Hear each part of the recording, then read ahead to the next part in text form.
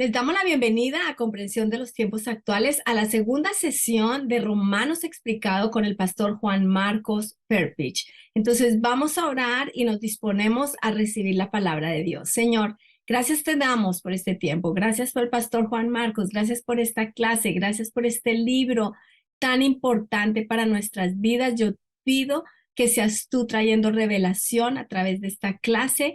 Yo te pido que seas tú bendiciendo al pastor Juan Marcos y toda su dedicación y amor y devoción por tu palabra y por la enseñanza. Bendícelo, bendice a su familia, bendice su ministerio y su descendencia. En el nombre de Jesús, también te pedimos por cada participante en esta clase que seas tú bendiciéndoles, abriéndole los ojos, los oídos espirituales, su corazón, Padre, para que la palabra traiga cambios, Señor, cambios para tu reino, cambios para cada una de sus vidas. En el nombre de Jesús, amén. Amén. Pastor Juan Marco, le damos la bienvenida. Vamos a seguir en el libro de Romanos, un tip para los predicadores que utilizamos ya aparatos electrónicos es de todos modos tener una Biblia física. Aunque tenga su aparato así que está utilizando en la enseñanza, prédica, de todos modos una Biblia física. Y bueno, estamos en Romanos, capítulo 1, versículo 11, que dice, porque deseo veros para comunicaros algún don espiritual, a fin de que seáis confirmados. Versículo 12, esto es, para ser mutuamente confortados por la fe que nos es común a vosotros y a mí. Oremos, Padre Celestial, una vez más queremos pues acercarnos a ti y queremos saber que, Señor, tú estás haciendo una obra, perfeccionando una obra que has comenzado en cada uno quien está recibiendo esta enseñanza. Y tú vas perfeccionándola hasta el día de Cristo Jesús. Bendícenos hoy de manera especial que estamos aquí en este libro de Romanos. Te lo pedimos en el nombre de Cristo Jesús. Amén. Entonces, nota, Pablo dice que él quiere ser mutuamente confortado, para ser mutuamente confortados. Me fascina esta frase. Mutuamente. Él dice que él va a comunicarles algún don espiritual. Y entre los eruditos hay diferentes opiniones de cuál don espiritual sería. Si sería uno de los dones espirituales de 1 de Corintios, capítulo 12, o sería algún don ministerial, como los de Efesios, capítulo 4, o sería como uno de los dones de la personalidad, como tenemos en Romanos, el mismo libro de Romanos, más adelante en el capítulo 12, o si cuando dice algún don espiritual, si es un mayor conocimiento, mayor comprensión del Evangelio, la vida cristiana y todo, pues hay diferentes maneras de pensar en cuál será este don que él va a comunicar a ellos. Bueno, muy bien, gloria a Dios. Pero también él dice que ellos van a ser mutuamente confortados por la fe que nos es común a vosotros y a mí. Lo que estoy tratando de decir es que Pablo está en lo mismo y reconoce que ellos están en lo mismo que él. Para mí es una perspectiva sobre la manera de ser de Pablo que realmente él no se cree más que ellos. Y si yo fuera a hacer un comentario, qué pena con este comentario, pero en mis años de ser cristiano, en diferentes lugares, contextos, etcétera, etcétera, desafortunadamente, muchas veces no se ve, hablando de los líderes, no se ve humildad. No se ve, no se siente, no se palpa. Bueno, y cuando no hay humildad, no hay humildad. Voy a hacer una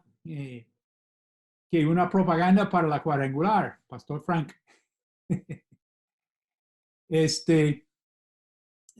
Un pastor amigo nuestro de Virginia, Durant Crider, él cuando quería alinearse con una organización, iglesia, denominación evangélica pentecostal, él asistía a diferentes reuniones de pastores y pues bueno, bien, gloria a Dios, pero cuando él fue a una reunión del distrito eh, de su, bueno, ¿cómo se llama?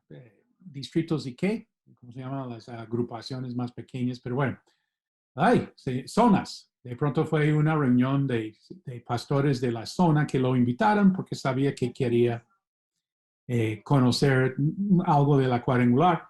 Y él dijo que él, de one, se sintió, mejor dicho, y yo le pregunté, ¿pero qué es lo que sentiste? Me dijo, bueno, realmente como humildad, ¿sí? Y me dije que con esta gente yo sí puedo entenderme. Con esta gente yo sí quiero trabajar. Y bueno, uno como que capta aquí que Pablo es así. Él dice para ser mutuamente confortados.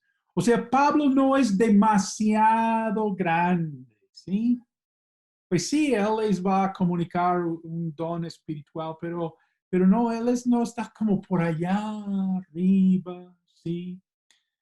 Intocable y yo quiero como extraer de esta frase para ser mutuamente confortados, realmente el concepto bíblico de la sumisión, hermanos. La sumisión no es que usted sea más que yo o que yo sea más que usted. Realmente eso, pues sí, puede haber una cadena de mando en dado instancia, pero no es que la esencia de la sumisión es que pues estamos sometidos, someteos los unos a los otros. Primer consejo para entrarse en un matrimonio, ¿oyeron? Bueno, ok. Uh, ser mutuamente confortados, la sumisión. Pues estoy aquí pues tratando de agarrarle este tema a decir que nosotros somos hermanos. Y Pablo es hermano de estos creyentes y ellos son hermanos de él. Una vez que tuvimos en la iglesia un pastor evangelista con un ministerio que hoy, si yo fuera a nombrarlo, todo el mundo sabe quién es.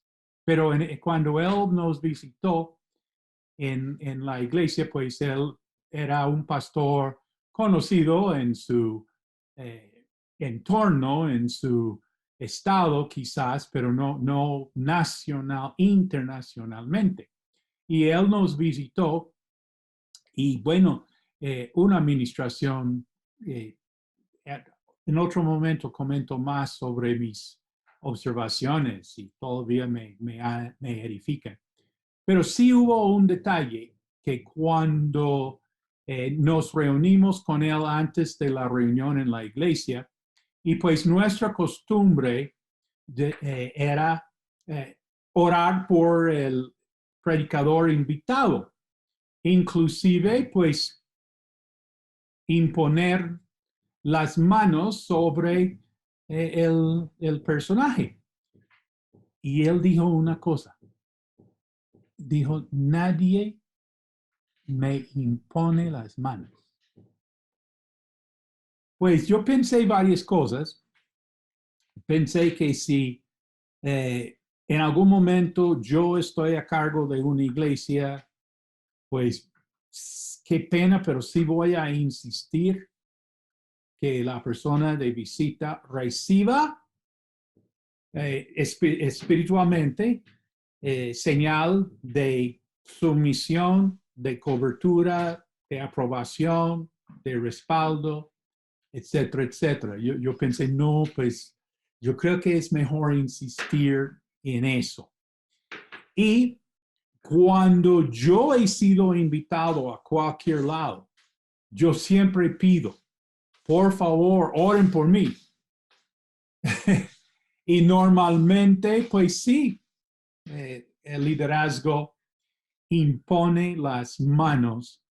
Esto es porque nosotros vamos a ser mutuamente confortados.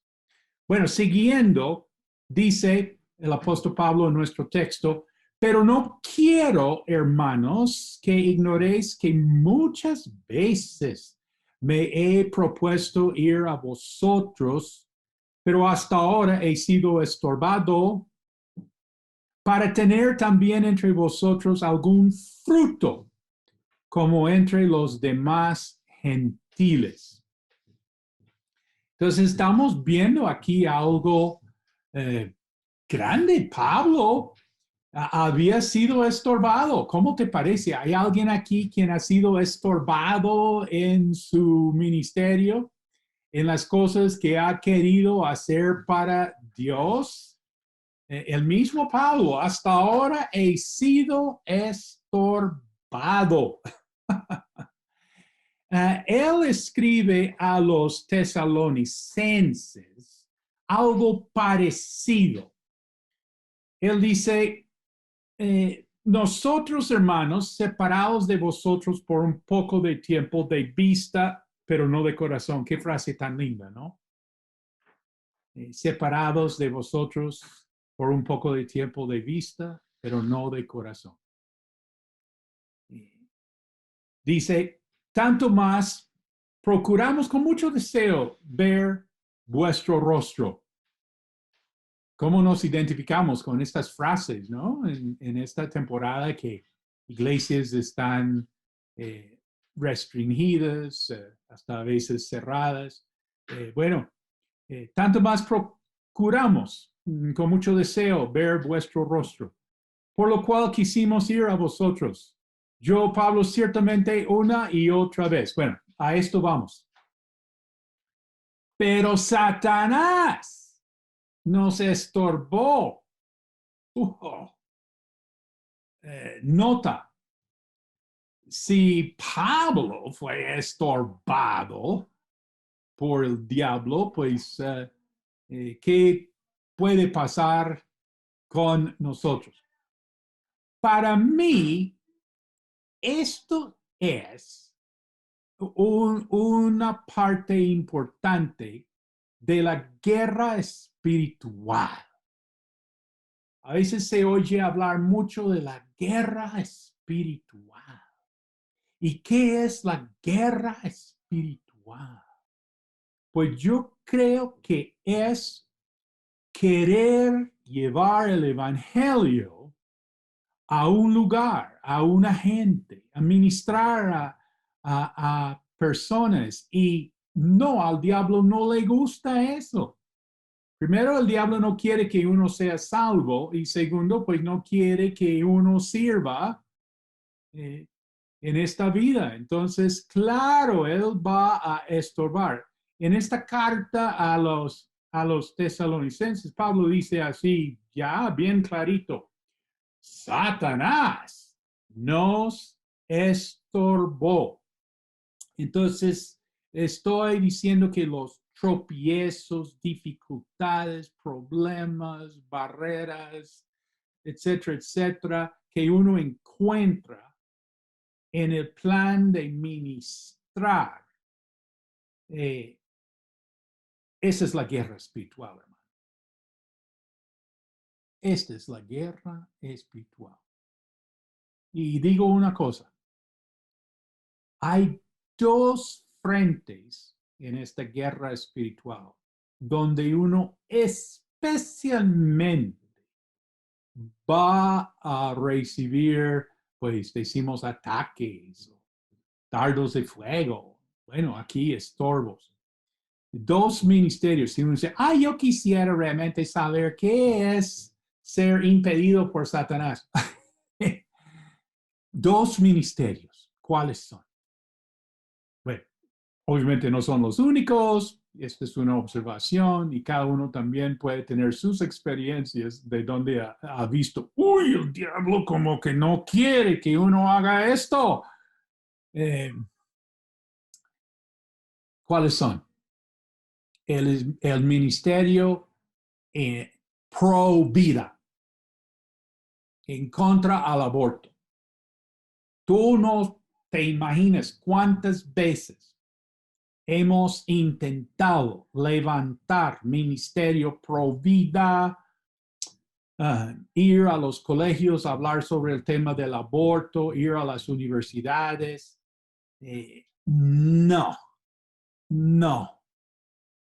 Pero no, y con las personas más capacitadas, más precisas, más del Señor, pueden hacer cualquier otro ministerio, pero en este ministerio, estorbados, impedidos. Bueno, hablemos de frente ya en estas horas de la vida, ya que importa. Pero fracasados, hermanos, fracasados. ¿Sí? Porque, uy, no, el diablo estorba ese ministerio. ¿Cómo admiro a la gente que se mueve en el tema pro vida? Quienes están ahí en este tema en contra al aborto. ¿Y cuál es el segundo ministerio? Pues tan difícil, digámoslo así, porque la idea aquí no es traumatizar a todos que ya, uy, no, el diablo me va a estorbar. Bueno, ¿cuál es el otro ministerio que he observado que, wow, el diablo pelea mucho? Los jóvenes. Sí, Dios no quiere que, perdón, ¿qué dije?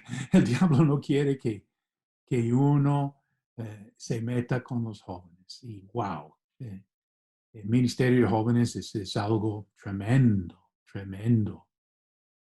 Pastor, si tiene jóvenes en la iglesia, uy, gloria a Dios, papitos, gloria a Dios. Eso es algo grande. Bueno, terreno. Y bueno, tengo que como que levantar el tono aquí ahorita y decir que Jesús dice que Él edificará su iglesia y las puertas del Hades no prevalecerán contra ella. Amén, amén, amén. Seguimos. Versículo 14 y 15. A griegos y a no griegos, a sabios y a no sabios, soy deudor. Así que en cuanto a mí, pronto estoy a anunciaros el Evangelio, también a vosotros que estáis en Roma. Bueno, Pablo está diciendo que está listo. Y otro detalle bonito de Pablo es que él se relaciona así con todo el mundo, ¿sí? Con griegos y no griegos. Griegos aquí no quiere decir gente de Grecia, sino que quiere decir los gentiles, los no judíos. A sabios y a no sabios soy deudor. Entonces él se relaciona con gentiles, con judíos, con gente que sabe harto, con gente que no sabe tanto. Y él puede relacionarse con personas diferentes. Y bueno, como abusando de la confianza, que hay varios pastores amigos aquí con nosotros en este ministerio Comprensión de los Tiempos, pues uno de ellos es el pastor Arturo, uno de los conferencistas, y siempre algo que he admirado en él de años atrás, él tiene una capacidad de relacionarse con Raimundo y todo el mundo.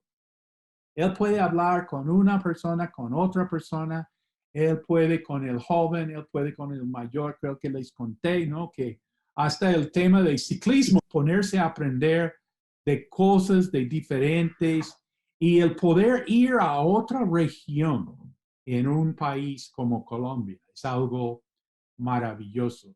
Creo que Colombia es un laboratorio de misiones, porque si una persona puede moverse en diferentes regiones en este país, puede irse a cualquier lado, ¿sí?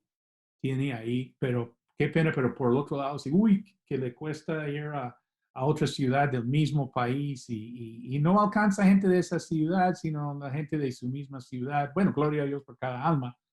Pero Pablo está, mejor dicho, para relacionarse con gente eh, diferente, ¿sí? Y él está listo. Bueno, versículo 16, 17. Porque no me avergüenzo del Evangelio, porque es poder de Dios para salvación a todo aquel que cree, al judío primeramente y también al griego. Porque en el Evangelio la justicia de Dios se revela por fe y para fe, como está escrito, más el justo por la fe vivirá. Bueno, vamos a definir la palabra evangelio, pues buenas nuevas.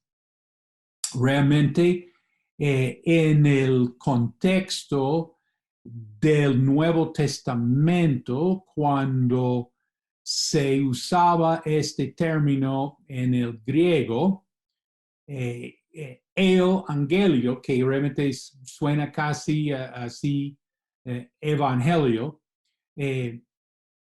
significaba como una noticia. Nosotros diríamos, bueno, noticias de última hora. Bueno, sería evangelio.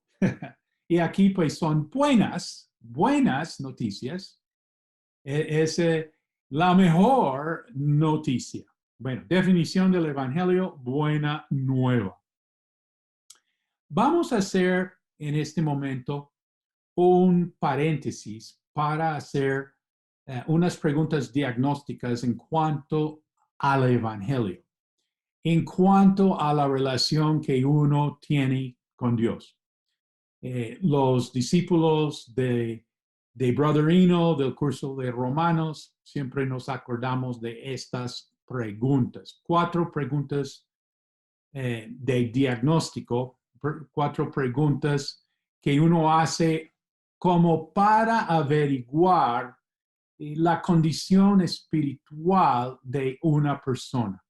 Estas son buenas preguntas para hacerse a uno mismo, a los miembros de la familia en el momento apropiado, a los de la esfera de influencia que uno tiene en la iglesia, obvio, y en mucho seguimiento discipulado. Si vamos a ser discipulado, entonces es por aquí que nosotros tenemos que comenzar con estas preguntas.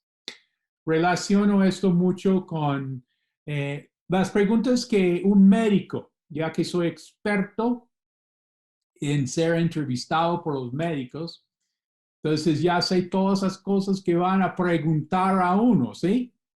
Y siempre preguntan ciertas cosas. Bueno, ¿qué? Presión arterial, antecedentes de quirúrgicos, no sé qué. Todos estos datos que ellos preguntan para ubicar a uno en cuanto a su salud. Bueno, nosotros estamos en este tema espiritual. Entonces, estas son preguntas que vamos a hacer. La primera, ¿es usted salvo?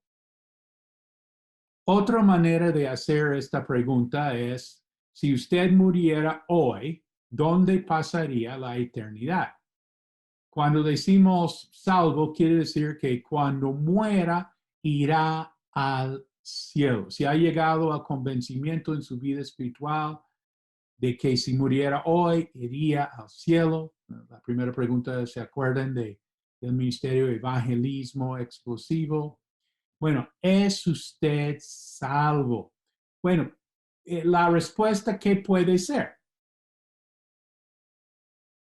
Bueno, la respuesta puede ser que sí, o la respuesta puede ser que no, o la respuesta muchas veces es no sé. Bueno, entonces, si la respuesta es no o no sé, entonces podemos preguntar si te gustaría poder saber. Entonces ahí tenemos la oportunidad de compartir el Evangelio. Bueno, si la persona dice que sí, y bueno, yo digo, casi nunca dice la gente que sí, aún gente cristiana. Y, y yo soy como malo en esto, porque me gusta preguntar a la persona, ¿tú eres salvo o falta? Y casi siempre me dice, falta. Bueno, entonces ya tenemos tema para tocar. Bueno, digamos que la persona haya dicho que sí. Entonces, pregunta número 2 es, ¿cuándo fue salvo? Bueno, la respuesta puede ser hace mucho, hace poquito, hasta puede traer fecha. Una persona hasta puede tener el día de su conversión. Yo tengo bien grabado el día de mi conversión porque pues yo me demoré bastante en llegar a ese punto en mi vida y bueno, ya siendo mayor de edad, pues era realmente fácil recordar 14 de julio de 1974. Ese es el día en que me decidí para Cristo. Y una persona, me acuerdo de Josh McDowell, el apologista, autor, conferencista Josh McDowell, el autor de Evidencia que exige un veredicto. En su testimonio, él cuenta de tal día, tal año y a las 8:30 de la noche. Él hasta tiene la hora cuando se convirtió. Una persona puede no tener definida, digamos, su fecha y a veces es posible ayudarle a ubicar, porque dice, no, eso como hace 2 años. Bueno, ¿en qué época? No, que fue la época en que se murió la tía. Y bueno, ¿cuándo se murió la doña tía? Bueno, se murió tal y fue, sí, como 2 semanas después. Sí, o sea, si uno se pone a recordar, pues sí, puede ubicar ahí la fecha, el día, porque si fue un domingo que estuvo en una iglesia cerca en cierta época, bueno, ahí sí se puede hasta ubicar esa fecha. Bueno, otra razón por la cual una persona no tenga, digamos, una fecha, es que se convirtió siendo muy joven, pero muy joven y pues no, no tenía así una fecha. Esto pasó con nuestra hija, que ella recibió al Señor como a los 3 años de edad con su mamá. Y mi esposa me dijo, no, que ella acaba de recibir al Señor.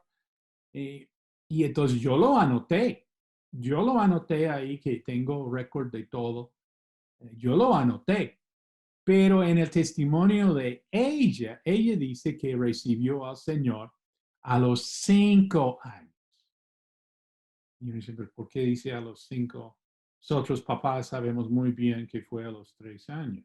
Pero ella dice que fue a los 5 años porque fue otra vez con mi esposa, con nuestros hijos, así en un parque detrás de la iglesia, una actividad para los niños de la calle.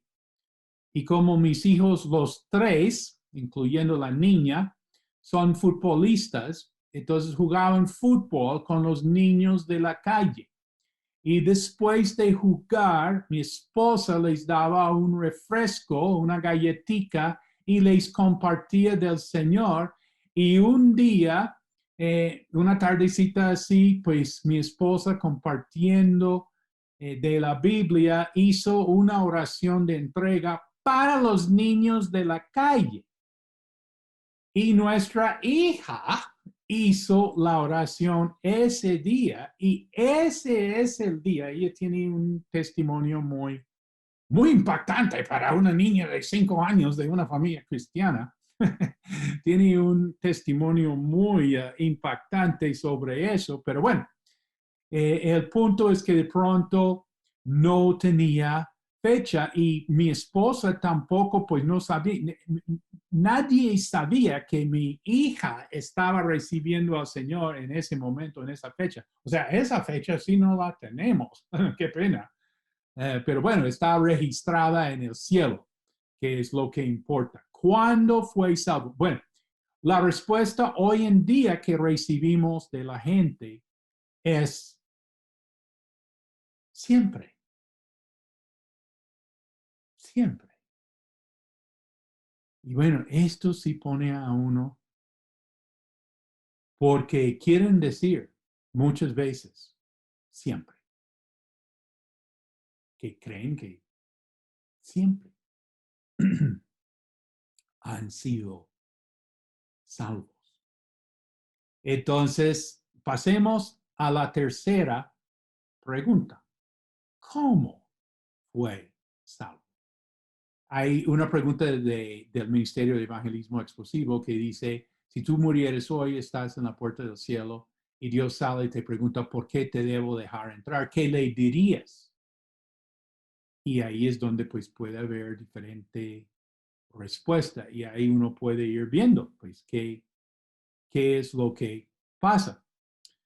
Eh, cuando comenzamos a pastorear eh, la primera iglesia, pues ya siendo el pastor frente principal de la congregación, entonces yo decidí visitar a todos de la iglesia y hacer como este chequeo espiritual.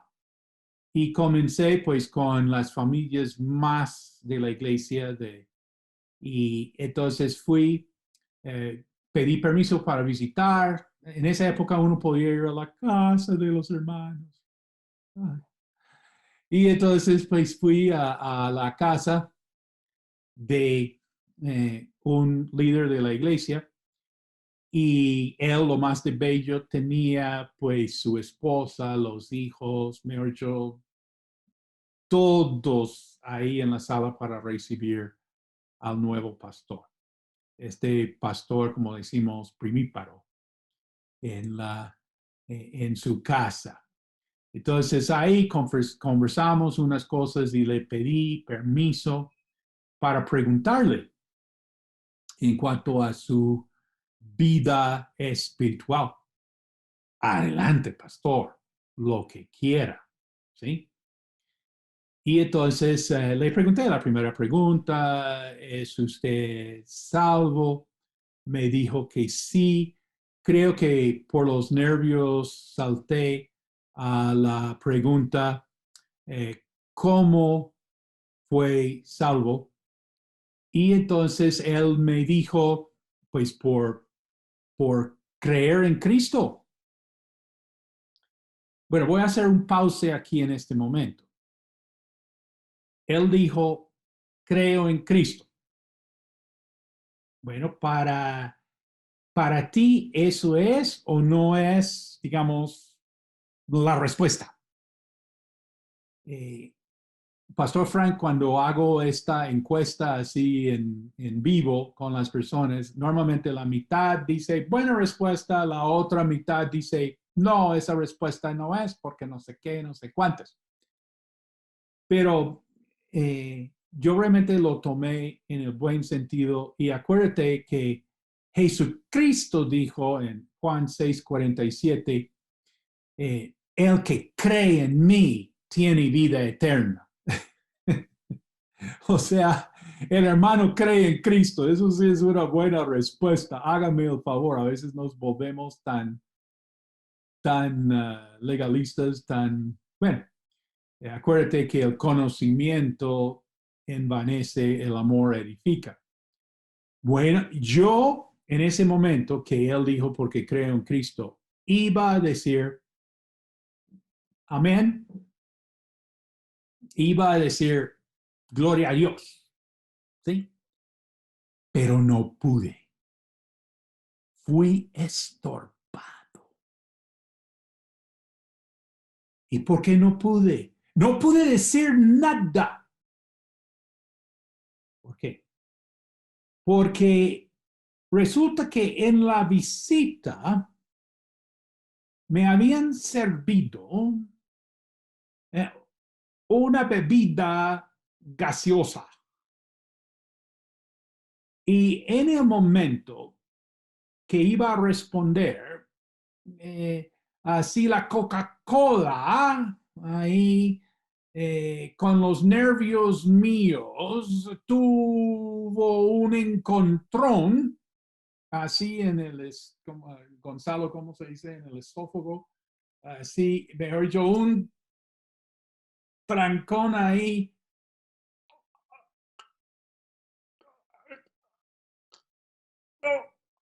No pude decir nada. Y afortunadamente, bien controlado yo, que nadie se dio cuenta, pero por dentro estaba yo sumamente sufrido, que no pude decir nada.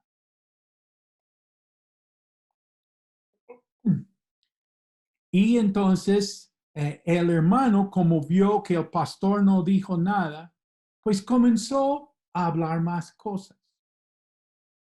Comenzó a decir, bueno, pastor, realmente, si vamos a hablar así abiertamente, pastor, quiero comentarle que mi esposa tiene 4 hermanas casadas y ninguna tiene el marido fiel.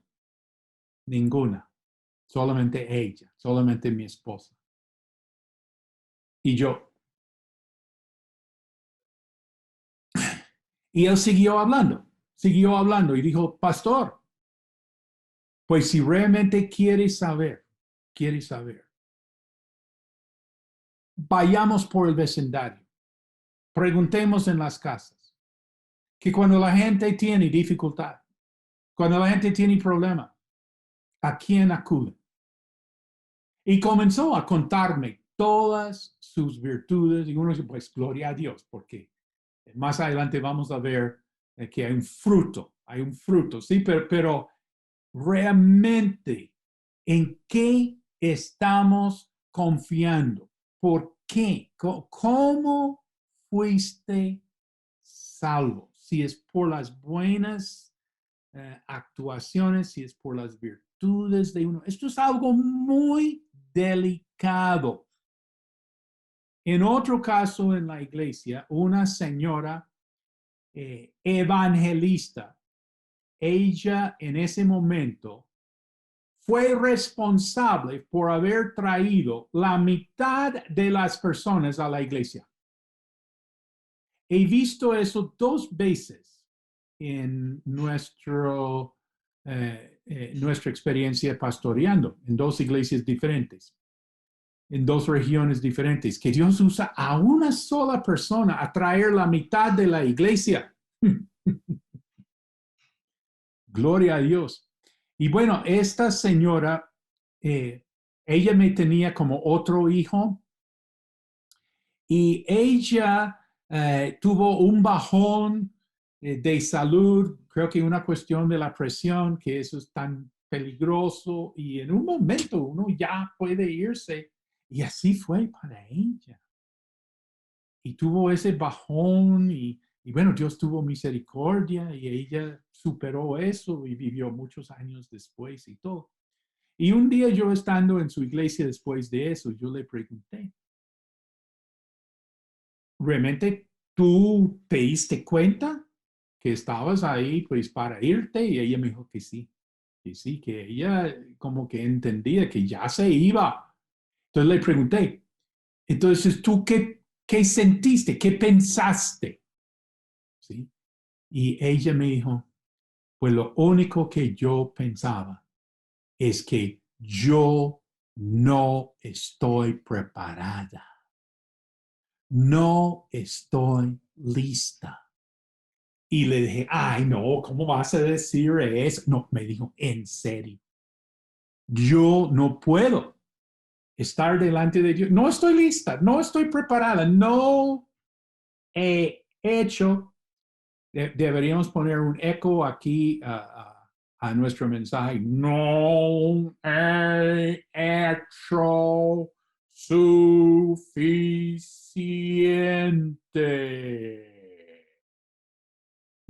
Poner un eco, un efecto de eco aquí. Entonces, ¿cómo fuiste salvo? Es una buena pregunta. Y lo que de pronto estoy aquí tratando de decir es que deja a la gente hablar. A veces nosotros hablamos y hablamos y hablamos y mareamos a la gente.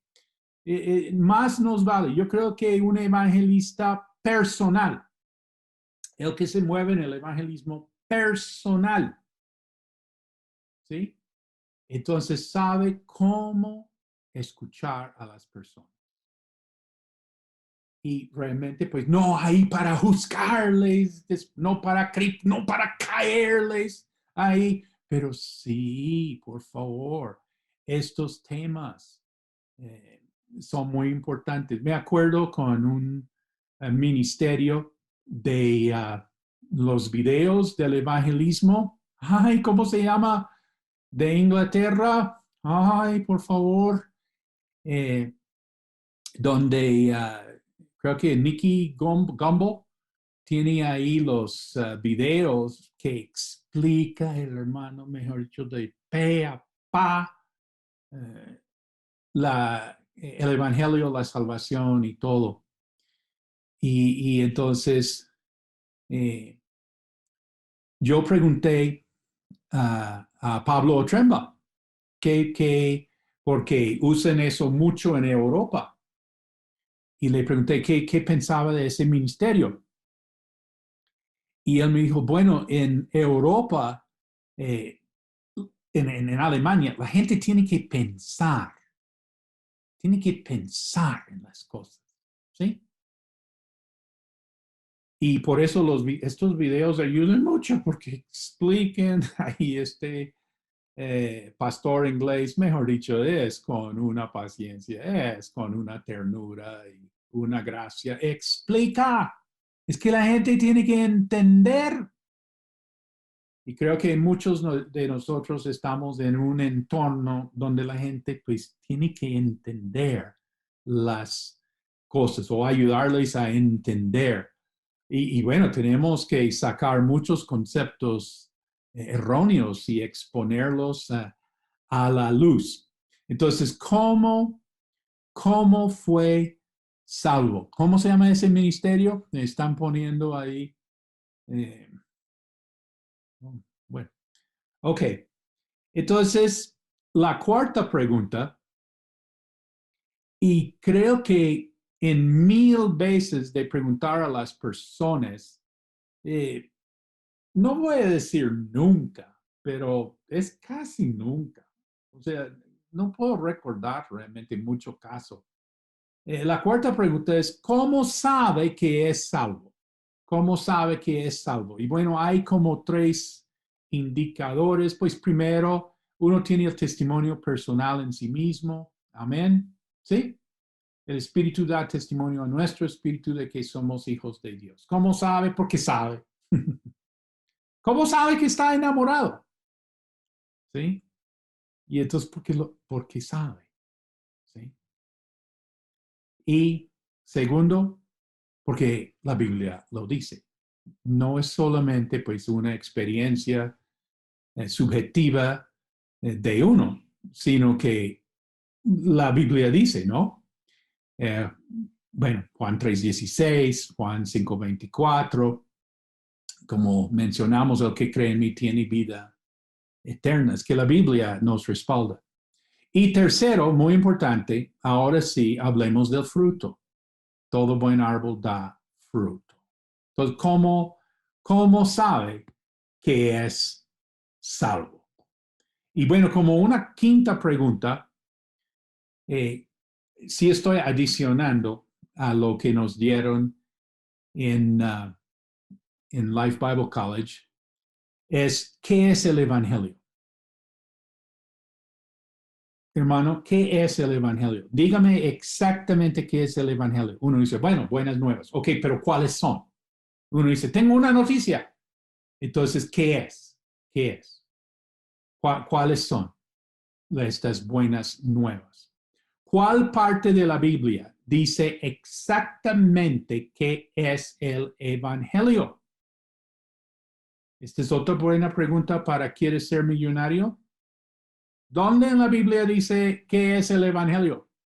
Pero palabras textuales, el Evangelio es tal cosa, tal mensaje. Bueno, primero de Corintios, capítulo 15, versículo 4, Pablo dice, os declaro, hermanos, el Evangelio que os he predicado, el cual también recibisteis, en el cual también perseveráis.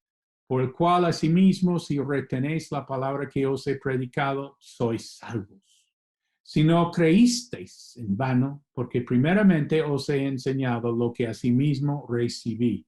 Entonces, vas a subrayar en tu Biblia física exactamente qué es el Evangelio. Es una buena pregunta. ¿Tú sabes qué es el Evangelio? Ah, sí, claro. ¿Y entonces qué es? Ay, no sé. Bueno, entonces veamos aquí, 1 Corintios, qué es exactamente el Evangelio. Para subrayar, que Cristo murió por nuestros pecados, conforme a las Escrituras, y que fue sepultado y que resucitó al tercer día conforme a las Escrituras. 1 Corintios 15, 1-4, ahí tienes exactamente qué es el Evangelio. ¿Qué es? Cristo murió, fue sepultado y resucitó. ¿Sí? Ese es el Evangelio. Entonces, vamos a comentar sobre la definición de la salvación. La salvación es todo lo que el creyente recibe en Cristo. Y nota, vamos a observar tres aspectos de la salvación. Aspecto pasado, presente y futuro. Y vamos a enfocar en que la salvación es de algo. Cuando uno dice que uno es salvo, entonces toca decir de qué es uno salvo. Digamos, si nosotros estamos en la casa y escuchamos así un frenado de carro, como de esos horroríficos, y uno está esperando el golpe, ¿no? El choque. Pero, y después uno oye gritos de una mujer diciendo, la niña, la niña. Y después, cuando uno se asoma a mirar, hay gente corriendo ahí, pero diciendo, se salvó, se salvó. Entonces uno entiende, una niña se salvó. ¿Pero de qué? ¿De qué se salvó? Bueno, se salvó de ser atropellada.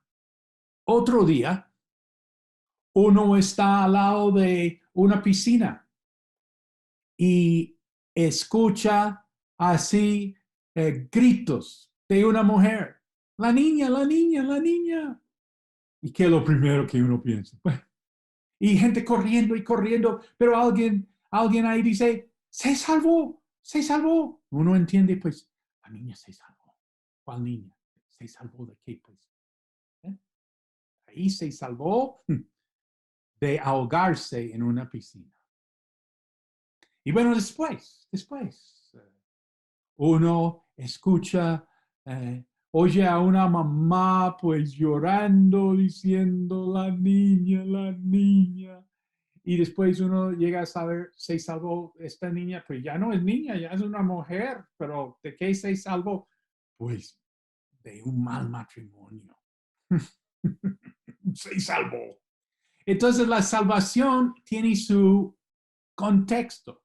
Si vamos a hablar nosotros de qué nos salvamos, ¿sí? Para salvación. Bueno, entonces salvación, por favor, ¿de qué? Bueno, salvación del pecado. Primer aspecto, el aspecto pasado, es salvación de la culpa del pecado. O sea, nosotros ya no pagamos por nuestros pecados. ¿Alguien está contento? ¿Alguien está agradecido? En términos doctrinales, vamos a ir en Romanos aprendiendo unos conceptos doctrinales. No nos van a asustar estos temas y más bien vamos a dominarlos, vamos a entender exactamente qué es lo que quieren decir. Bueno, aspecto pasado, salvación de la culpa del pecado, es la justificación. Segundo aspecto es en el presente, que nosotros somos o estamos siendo librados del poder del pecado. ¿Cuántos se han dado cuenta que uno, por más cristiano que sea, todavía el pecado tiene poder? Todavía hay tentación. ¿Alguien tiene una lucha entre la carne y el espíritu? Bueno, ese es otro tema, otro día, otro capítulo, vamos a ver. Y este aspecto de la salvación llamamos la santificación, aspecto pasado y presente.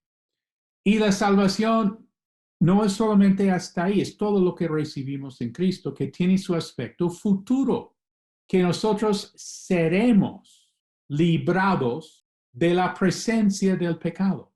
Quiere decir que nosotros no vamos a estar más en este mundo y no vamos a tener este cuerpo como ahora lo tenemos. Vamos a tener un cuerpo transformado, glorificado, como dice en Romanos, por eso hablamos de la glorificación. Aspecto pasado, presente y futuro, salvación de la culpa, del poder y de la presencia del pecado. La justificación, la santificación y la glorificación.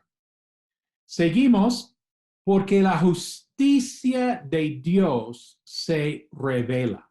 La interpretación de esta frase es clave para nosotros que somos protestantes, ¿sí? Ubicándonos así, y somos evangélicos, y nosotros si nos damos cuenta o no nos damos cuenta, nosotros somos como muy herederos del reformador protestante Martín Lutero. Y esta es frase clave aquí, hablando de la justicia de Dios. ¿Cómo se interpreta la justicia de Dios? Bueno, la interpretación es que esto se refiere a cómo un pecador puede entrar en la presencia de un Dios santo. Esto es por la justicia de Dios, solamente porque Dios lo hace. La justicia de Dios se revela. Como un pecador puede entrar en la presencia de un Dios santo. como un enemigo, digámoslo por otro lado, como un enemigo se convierte en un hijo.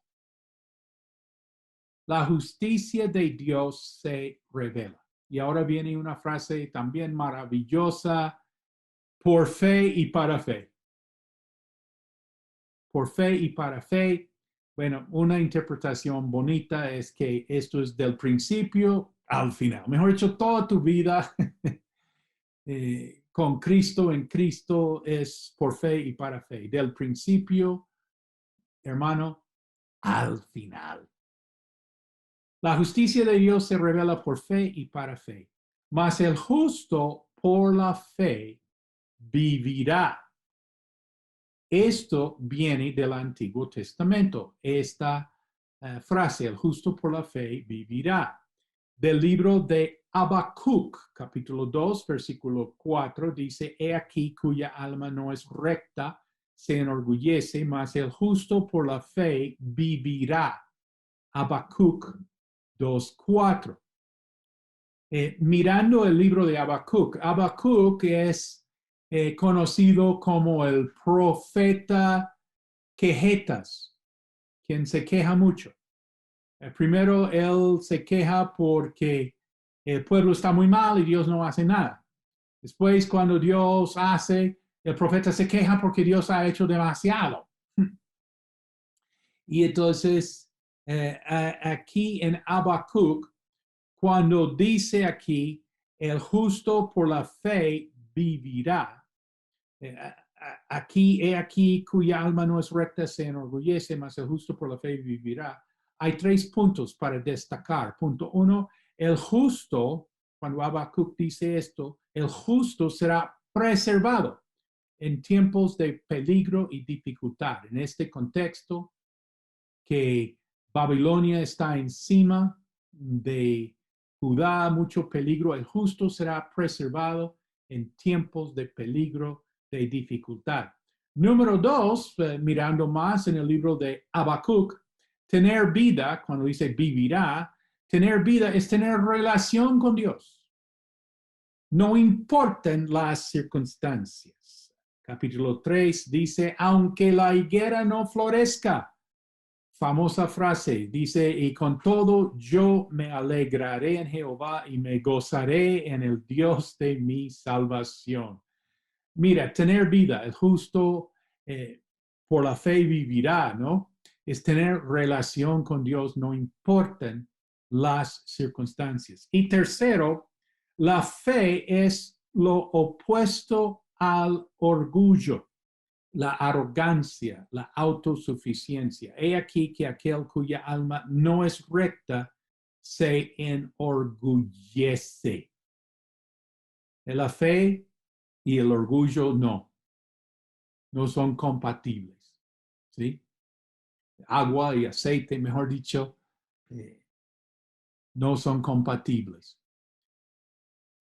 Tuve una consejería, una señora quería que hablara con el esposo y el esposo tan afligido por tanto problema con una hija, aceptó hablar con el pastor, que había venido a la iglesia unas veces, pero no.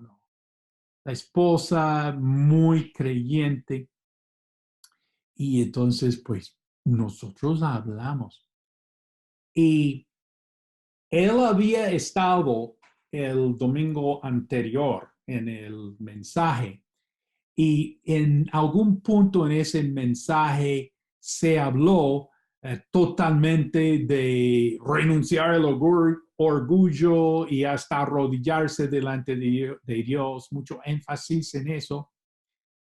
Y ahora, 8 días después, estamos ahí conversando y él dice, no, que esto terrible, que este problema. Pero pastor, no me voy a arrodillar. No me voy a arrodillar. Bueno, pues, sí, o sea, bueno, todavía no, pero estamos viendo por lo menos claramente así la diferencia entre la fe y el orgullo. Seguimos ahora, vamos a entrar en la sección que va a ir desde este punto, capítulo 1, versículo 18, y realmente va a ir hasta capítulo 3, versículo 20. Y toda esta sección de resto capítulo 1, 2 y buena parte de capítulo 3, podemos titular ¿Por qué el Evangelio es necesario? Es que hemos exaltado como el concepto del Evangelio, pero vamos a ver por qué el Evangelio es necesario. Y comenzando terminando este capítulo 1, 18 a 32, dice, porque la ira de Dios se revela. La ira de Dios se revela desde el cielo contra toda impiedad e injusticia de los hombres que detienen con injusticia la verdad. Entonces, ¿por qué el Evangelio es necesario? En una sola palabra, si quieres subrayar, la respuesta es la ira de Dios. Si nosotros no tuviéramos la ira de Dios, no necesitaríamos el Evangelio. Necesitamos el Evangelio porque tenemos la ira de Dios revelada desde el cielo contra toda la impiedad e injusticia de los hombres que detienen con injusticia la verdad. Ahora surge la pregunta, ¿cómo así? Un Dios de ira, ¿no es Dios un Dios de amor? Y otra pregunta es, ¿cómo puede un Dios de amor enviar a sus hijos al infierno? Entonces vamos a tener en cuenta 3 puntos. Número 1, Dios es amor, pero Dios es santo. Dios es santo. ¿Y qué quiere decir santo? Pues quiere decir que Él ama lo bueno y aborrece lo malo. Así es Dios. Y Dios es así, guste o no guste. Dice el salmista, porque tú no eres un Dios que se complazca en la maldad. El malo no habitará junto a ti. El malo no habitará junto a ti. Y eso no es que Dios es santo. Segundo punto, Dios castigará al malhechor. Dice aquí en el mismo Romanos, capítulo 2, Dios pagará a cada uno conforme a sus obras. Y dice tribulación y angustia sobre todo ser humano que hace lo malo. Dios castigará. Esto casi nunca se escucha, no se oye, no se habla, pero es bien bíblico. Dios castigará al malhechor. Nota, aprovechando este momento, a recalcar que no existe la reencarnación. Dice Hebreos 9:27, de la manera que está establecido para los hombres que mueren una sola vez, o sea, tienen una vida y mueren una sola vez, y después de esto, el juicio. No hay reencarnación. ¿Por qué estoy recalcando este punto? Es que si fuéramos a preguntar así a la gente en general, digo que todo el mundo acepta, aunque sea la posibilidad de la reencarnación. Claro, aparte de un cristiano, aparte de un católico instruido, si aparte de ellos, pues la gente, es que ha pasado un cambio, un shift de pensamiento, de paradigma, que ahora la gente que sí, la reencarnación que sí. Bueno, entonces estamos viendo que Dios es santo, que Dios sí castiga, pero tercero, Dios ama al pecador. Dice Dios en Ezequiel 18:32, no quiero la muerte del que muere. Convertíos pues y viviréis. Y quiero que me ayuden con un concepto entre nosotros, hablando del amor incondicional. esta es una frase así como de doble filo. Lo que estoy tratando de expresar es que hay un concepto, no, que Dios nos ama y punto, y digamos, y ya se acuerden que hablamos del universalismo, que todos al final vamos a ser salvos porque pues, ajá, Dios es amor, Dios es amor. Y a lo que estoy tratando de llegar es que es un concepto como del perdón, pero sin arrepentimiento y sin conversión. Y que bueno, listo. Eh, yo, yo ahora me hago cristiano y no me pasa nada. Me dan amnistía, me dan así, y los cristianos son como golpeados, de decir, tienen que perdonar, tienen que perdonar. Pero esta gente no sé. Bueno, ahí que me sacan de mi problema aquí, porque gente en mi entorno está diciendo, el evangelio de ustedes no canciona. Hay algo ahí que está torcido. Y tiene mucho que ver con el término amor sin condición. Que por el otro lado, obvio, vamos a ver. Si quieres ver un amor, pues llámenlo, si quiere llamarlo amor sin condición, um, porque aquí estamos diciendo que Dios ama al pecador. Dios ama al pecador. Dice en 2 de Pedro 3:9, el Señor no quiere que ninguno perezca, ¿sí? Sino que todos proceden al arrepentimiento. De pronto lo que estoy luchando aquí es que ha faltado en nuestra presentación del Evangelio el arrepentimiento. Y hemos tratado de llevar unos conceptos, digamos, cristianos, ¿sí? Y aplicarlos así en el mundo, pero sin arrepentimiento. Y bueno, en Romanos, el mismo Romanos, vamos a ver más, Dios muestra su amor para con nosotros, en que aún siendo pecadores, o sea, por ese lado entiendo lo que estás tratando de decir cuando dices amor sin condición. Pero bueno, que Cristo murió por nosotros. Él no esperó que nosotros llenáramos o bueno, fuéramos a satisfagar algún requisito. Bueno, tercer punto, por favor. Dios ama al pecador. Nota, si una persona se va al infierno, si esto realmente ocurre, ¿sí? Porque todavía no hay gente en el infierno, sabemos eso, ¿no? Pero si eso ocurre, y la Biblia pues dice que sí va a ocurrir, pero bueno, digamos, si esto ocurre, no es porque Dios lo hubiera querido. No es que Dios, digo yo, opino yo, no es que Dios no hubiera hecho todo para evitar esto. Como dice Juan 3:16, para que no se pierda, mas tenga vida eterna.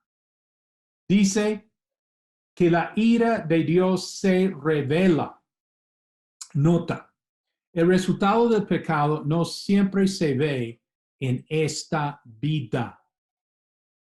Si yo robo un banco, es posible que me maten, ¿sí?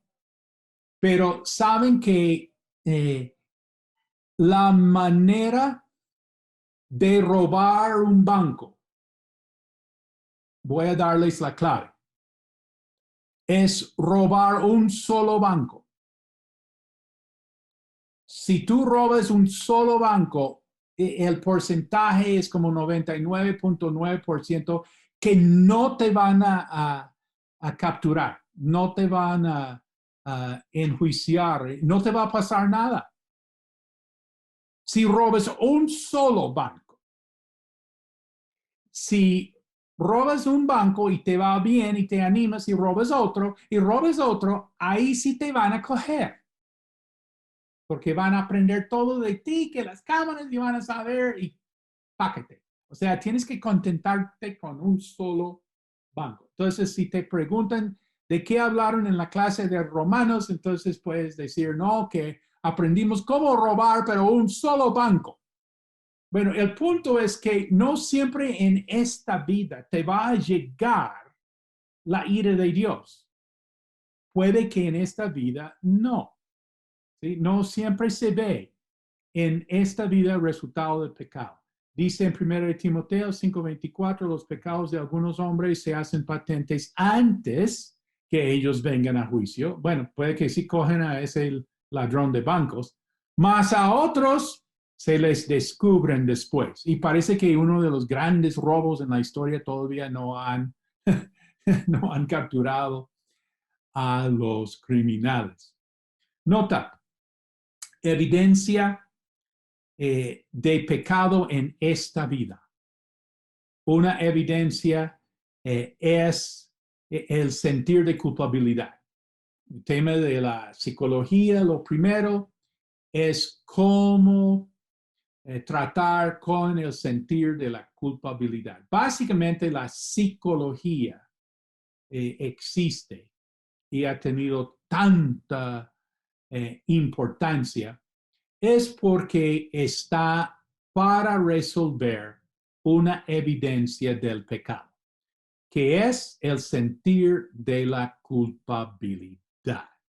Bueno, otras evidencias del pecado, el estrés, esa angustia. Nosotros hablamos mucho en la ciudad grande del corre, corre, y uno corre por ahí, corre para acá. Sí, sí, eso es parte, pero no, es algo más al fondo, es algo ahí, eh, un estrés, es como lo llamamos. Y bueno, otra evidencia del pecado en esta vida es la desorientación.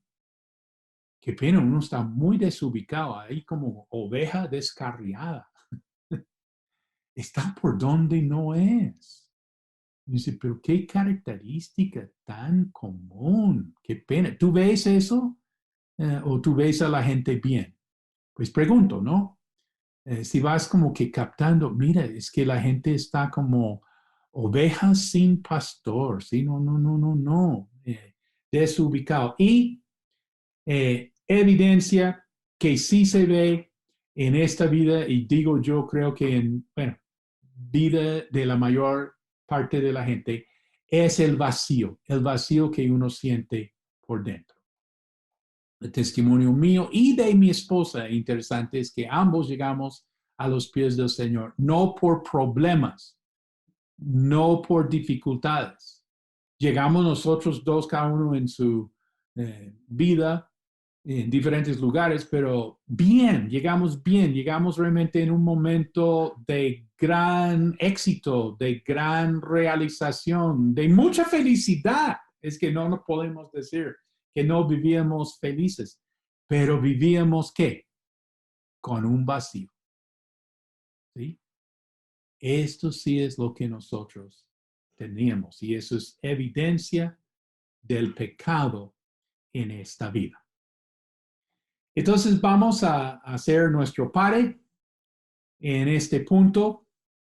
Dios mediante, seguiremos más en esta sección sobre por qué es necesario el Evangelio. Que el Señor les bendiga.